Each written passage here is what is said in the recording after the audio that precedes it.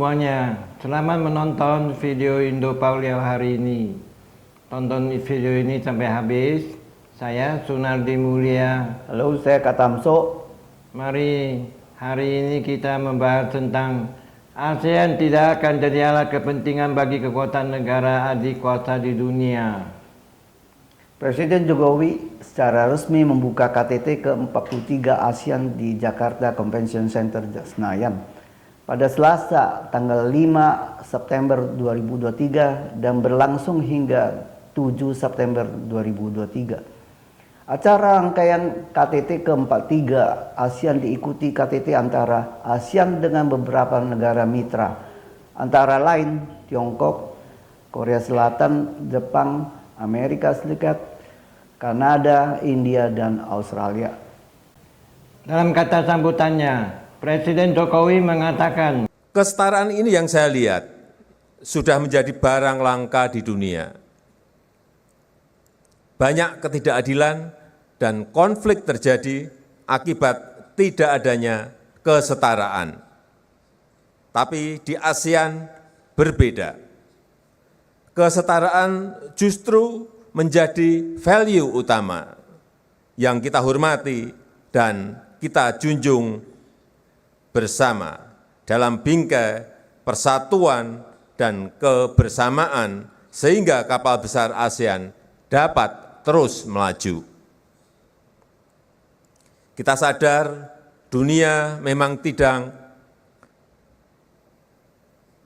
sedang tidak baik-baik saja.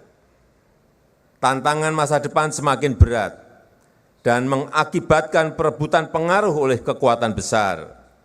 Tapi ASEAN sudah sepakat untuk tidak menjadi proksi bagi kekuatan manapun, untuk bekerja sama dengan siapapun bagi perdamaian dan kemakmuran.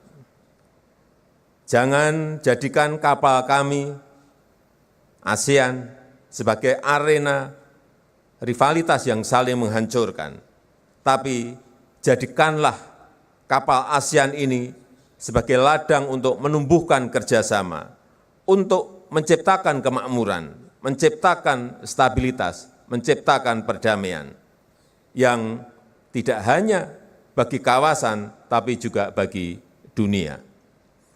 kerjasama Sekretariat ASEAN dengan Sekretariat Forum Kepulauan Pasifik dan Sekretariat Asosiasi Lingkar Samudra Hindia diharap membuat ASEAN semakin berdampak bagi rakyatnya dan dunia.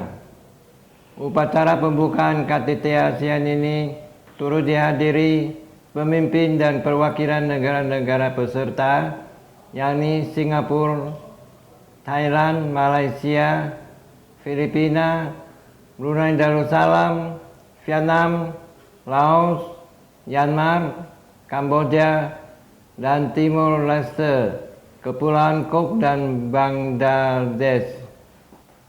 Sehari sebelum pembukaan KTT ASEAN, Presiden Jokowi menerima kunjungan Presiden Bank Dunia Ajay Banga, Direktur Pelaksana Dana Moneter Internasional IMF Kristalina Georgieva, dan Ketua Forum Ekonomi Dunia World Economic Forum Profesor Klaus Schwab pada Selasa tanggal 4 September 2023 di Istana Merdeka Jakarta.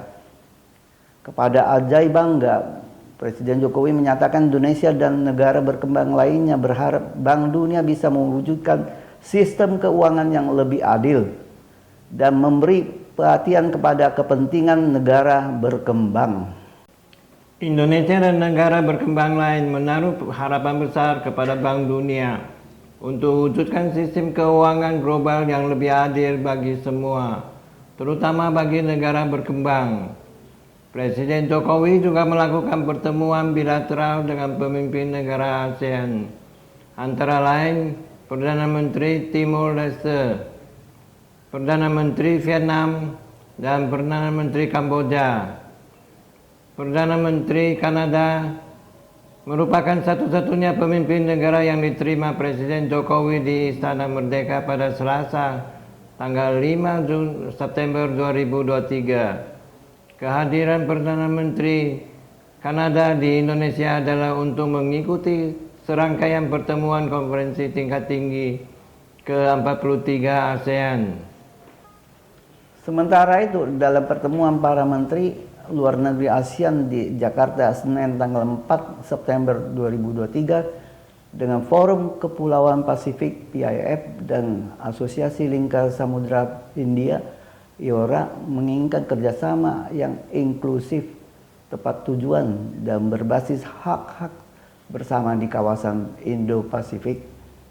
Pertemuan ditindaklanjuti dengan penandatanganan nota kesepahaman kerjasama antara lain PIF, ASEAN, dan IORA yang ditandatangani oleh Sekjen ASEAN, Sekjen IORA, dan Deputi Sekjen PIF, disaksikan antara lain oleh Menteri Luar Negeri Indonesia Retno Marsudi dan Menlu Bangladesh Abdul Momen sebagai Ketua IORA.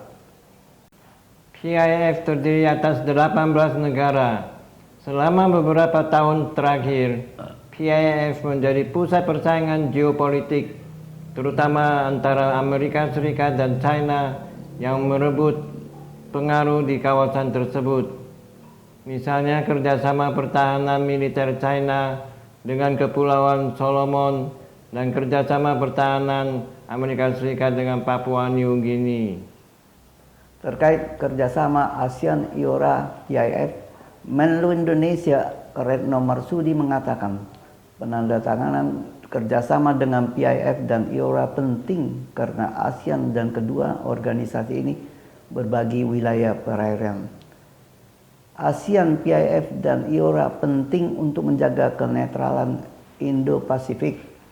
ASEAN sebagai organisasi yang lebih besar dan mapan mempunyai tanggung jawab moral membantu suara dari negara-negara Kepulauan Pasifik didengar di kancah internasional. Terima kasih sudah menonton video Indo Paulia hari ini. Saya Sunardi Mulia. Saya Katamso. Silakan like dan subscribe. Bagikan ke teman-teman Anda dan tinggalkan pesan di kolom komentar. Sampai jumpa lagi.